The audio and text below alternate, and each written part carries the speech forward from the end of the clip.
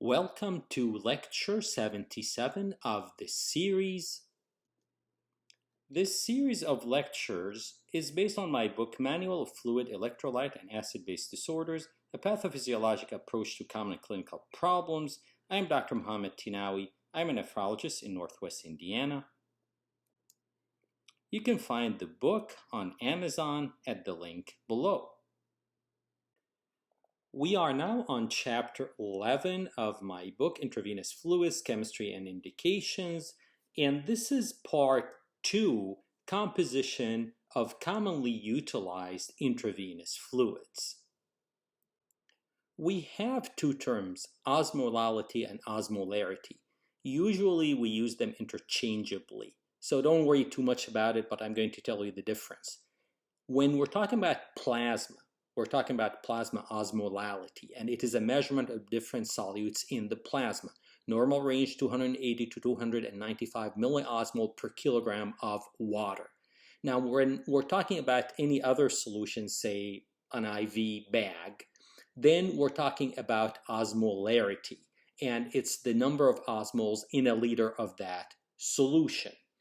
Normal plasma sodium is around 140 milliequivalents per liter. Plasma water is 93% of plasma, so if we divide 140 by 0.93, we get 151 milliequivalent per liter, and this is how much sodium we have in plasma water, and it is close, it's very close to the 154 you find in a normal saline solution.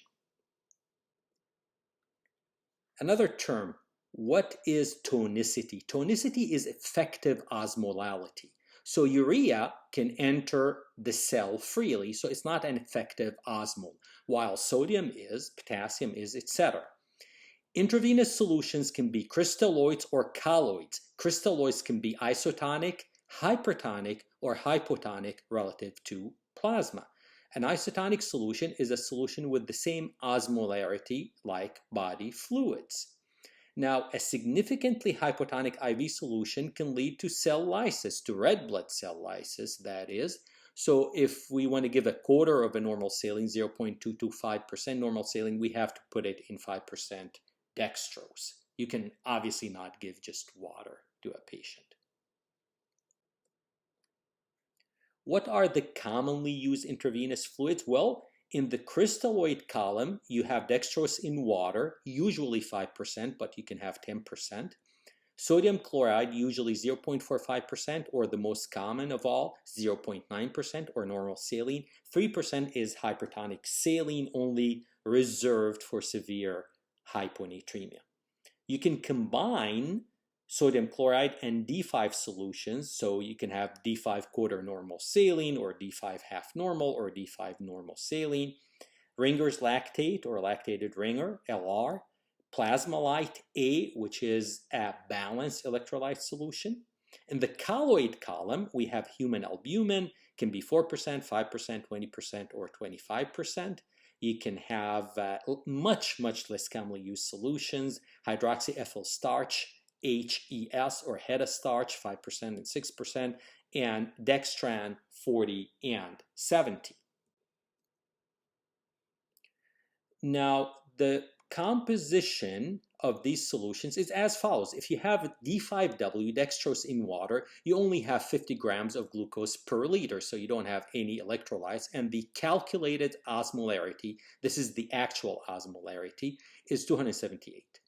Normal saline, or 0.9 normal saline, has 154 milliequivalent per liter of sodium, exactly the same amount of chloride.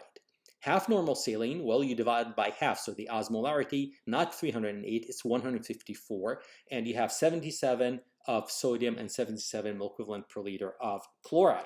If you do D5 normal saline, then you increase the osmolarity because of the D5, but you still have the same amount of sodium and chloride. You just added 50 grams of glucose per liter. 3% normal saline has a very high osmolarity, 1026, of which 513 is sodium and 513 is chloride.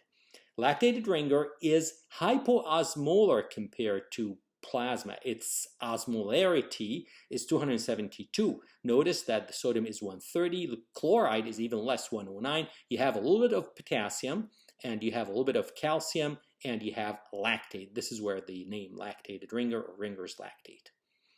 Now, Plasmalyte A has osmolarity of 294, so slightly lower compared to plasma. You have 140 of sodium, but you have much less chloride, 98. You have some potassium, and the rest you have some acetate, gluconate, and you have a little bit 3 milk fluid per liter of magnesium.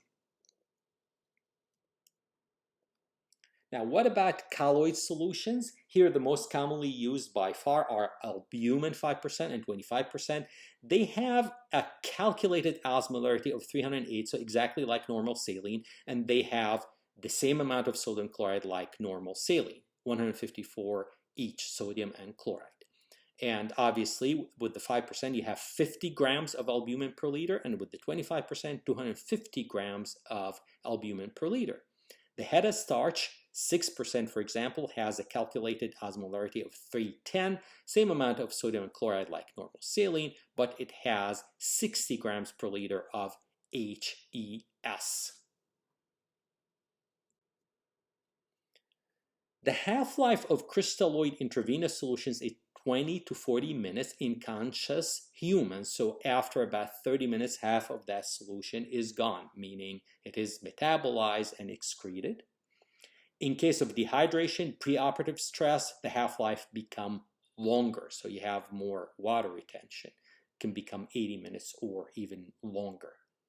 Studies in volunteers showed a longer half-life of isotonic saline compared to Ringer's lactate.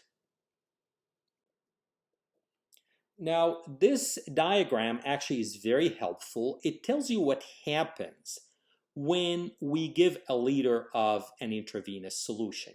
In the blue, you have the intracellular fluid, or what goes inside the cell. In orange, you have the interstitium between the cell, and in gray, you have the intravascular space. So if you're giving D5W, only 83 ml of 1 liter will go intravascularly. The rest will go to the interstitium, and 2/3 will go inside the cells.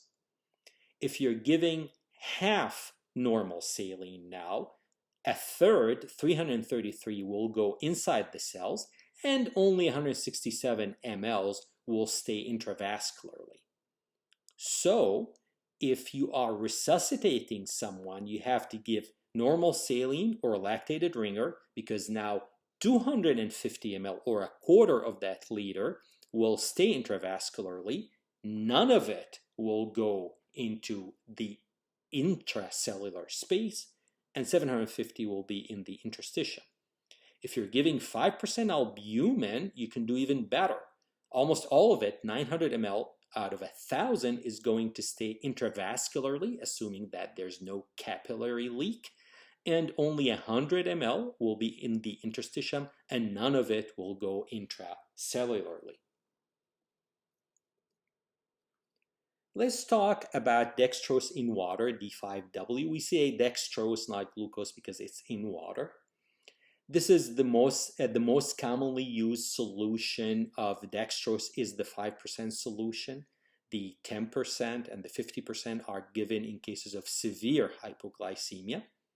Its measured or actual osmolarity is 278 milliosmol per liter, and it gives the patient some calories, 170 per liter. It is metabolized into water and CO2. It is distributed the same way like water.